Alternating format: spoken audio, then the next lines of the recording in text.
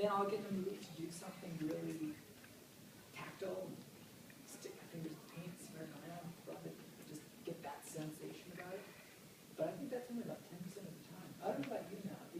Jason, Brian still does wonderful watercolors, but commercially most of the digital. Yeah, that's and I actually think Jason said an interesting thing there is we're commercial illustrators. We're not artists, and when you're doing digital stuff, you have to almost accept that you're not an artist. And when I say artist, I'm saying that in the most derogatory way that I can possibly mean that.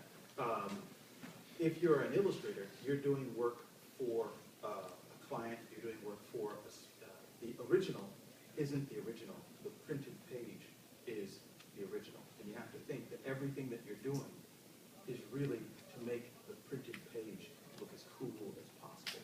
So that's not precious. Yeah, so the actual material that it takes, the byproduct that it takes to get there is not important.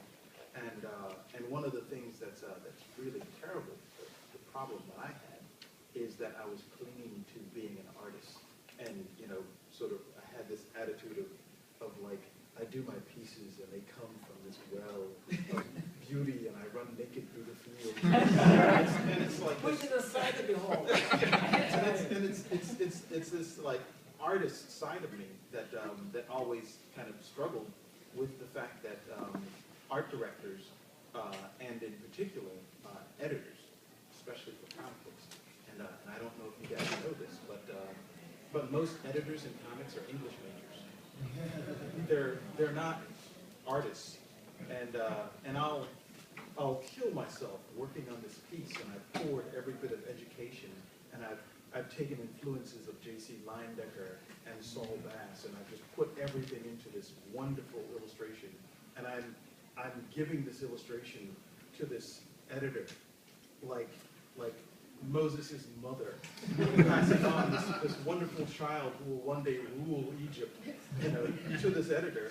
And the editor will look at it and go, well, I'm an English major, and I think this should be more blue. And he's wrong. But what's really cool is he gets to change it. He gets to just say whatever he wants and change whatever I've done. And I have to comply, whether I like it or not. And for me, it was terrible having to constantly do that to my originals. And what I do now is, if I want to be an artist, I do commissions specifically for someone who's going to hang it on their wall. And that I do in watercolors, or I do it in acrylics, or gouache, or whatever. And I am trying to make the original look like the coolest thing in the world. But if I'm working for a client, and it's going to be printed, I do it digital. And the cool thing about doing it digital is when the English major says to make it more blue, I can just slide the slider and it's more blue and it's off and no one's the wiser, everything's cool. So I really like the idea of digital being for commercial and actual physical paint, that being for the original. And that's kind of how I split my world apart. There are occasions when I'm working for an editor who I personally like, and I know that the editor's not going to ask for any changes or anything like that. If I'm doing that, then I actually will do an original piece for that editor. But if I think that there's going to be any changes, then what I do is I kind of go, I accept that this is not going to be work of an artist, this is going to be work from the illustrator. I'm not saying much, I'm sitting here geeking out on Brian. He doesn't know this, but I mean, Comic-Con 1993, out of high school, it's my first show. He's with, you know, the Gaijin guys, so it's Adam Hughes is there, and Jason Pearson, Cully Hamner. And I bring up a portfolio and put it in front of Brian. He looks through it. He's very gentle about it because it's horrible artwork. But the last thing he said to me was, I got no doubt you'll be a professional. Here we are 20 years later, I'm standing on the panel. So it's a crazy thing for me to be standing here. One of my favorite portfolio reviews, I got two that year, one from Brian and one from Aaron Lopresti, who's also here. So it's a trip. But when I did I've done coloring books for DreamWorks. I did The Cruise. And I was just going to ink the artwork. They ran into a deadline crunch, needed somebody to ink the work. The first 6 pages I did traditionally and realized it was taking a long time. In comes the Cintiq, and it's kind of like what Brian is saying. I need to be able to get this stuff done, get it done well, and get it done fast, and I breezed through the project. But for me, I'm still holding on to the notion of the original artwork. But I'm working on a book, or you call it a book. It's, you guys familiar with Mark Wade's Thrill Bin thing that he's got going on? Doing a project with him right now called The Incapables. And the whole thing, pencils and inks, are on the Cintiq. It's very weird for me because there's no art. You know, it was weird to get ready for the show. I wanted to show some Incapables. Mark's like, feel free to do that, and I just didn't make it to the printer to print out original art. It's just a weird notion to me to go print out my art instead of actually having boards. I still do all my breakdowns, which is weird, because a lot of guys go into Sketchbook Pro and break down the work right there on the Cintiq. I still do all my breakdowns on paper though. There's just something about being able to do that. I'm fighting it. I'm still fighting it. Kind of like what Brian is saying, I'm still fighting the idea of completely getting rid of the paper. But to me, you know, people have asked, what's the advantage of digital artwork? And the first thing I think of is Control-Z. You know, you know, you put down an ink line with brush and it's not right. You know, on paper. But you can Control-Z to your heart's content as long as your settings are set right and you can get that where you want it. You got to twin out a piece, copy the image, copy the layer, flip it. You know, there's a lot to that. That's a whole lot of fun. But I'm unlike Jason and Brian. Like I said, 3 years ago is when I was introduced to digital art at Lucasfilm because I had to. All of the concepts that we did for detours, you know, there were 2 artists, myself and another artist, who drew all of our concepts and then scanned them and painted those. Eventually it got to the point where I was just doing all my concepts right there on the Cintiq and then doing the digital painting over that. George liked, and yeah, they told us to call him George instead of Mr. Lucas, but George liked to see art. He liked to see drawings. He's an art fan. Those of you who know his thing, he's an art fan. He liked to see art, and he liked to see drawings. He didn't mind the digital stuff. He understood it. He's a pioneer of the digital stuff, and he's all about that.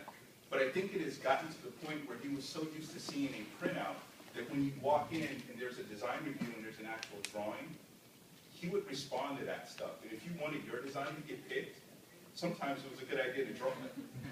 I don't know. But the artists were so amazing with the digital stuff. They could do stuff, they do these amazing things like that. And I'll still be sitting there doing a sketch. So it became important for me to learn how to really get that stuff down on the computer. Now, I work on a 22, the Cintiq 22, the most recent one. It really was a hard thing for me. I have 6 kids, so $2,000 or something is not something, you know, and you have to explain to the kids that tonight, again, it's ramen. Look at Daddy Cintiq. You can lick the Cintiq. Yeah. But it's like, so when I left Lucasfilm not having a Cintiq, I seriously felt like I lost my right hand.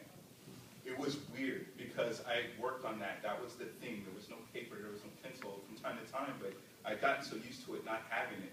You have to go to your wife and tell her, I need a Cintiq. She looks at you and she goes, what is that? You tell her and you hype it up. It's this amazing thing. My wife's a clever woman. She goes on the internet and all she looks at the MSRP. Just laughs at you. But as she saw me start to struggle and she starts to see some other things and, you know, work starts coming and I'm like, it would be faster if this thing, we should be okay.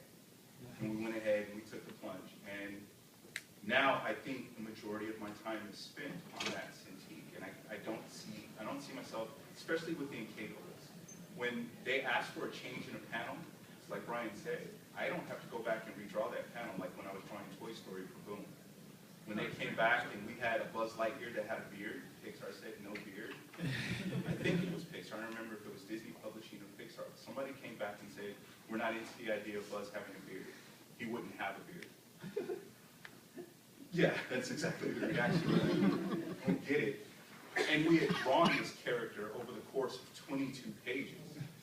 You had to go back in, and some of that stuff, you had to give Buzz his distinctive chin, so I had to redraw. I had to go in and take the beard out, And of course, the beard went down to like his knees, so all the art that was underneath that needed to be put into.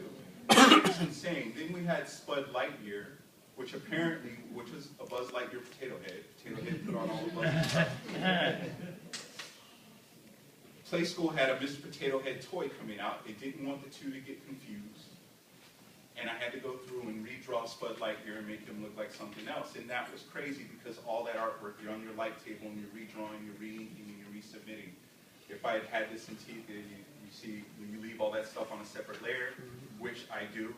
I learned that at the ranch from a girl. We'd look at her files. She'd have 600 layers on painting. And we're all like, out of your mind. And then the director goes, can you hue shift that eye? And she goes right to that layer, does it, send it back, and all of us were like, well, we gotta repaint that. Flat.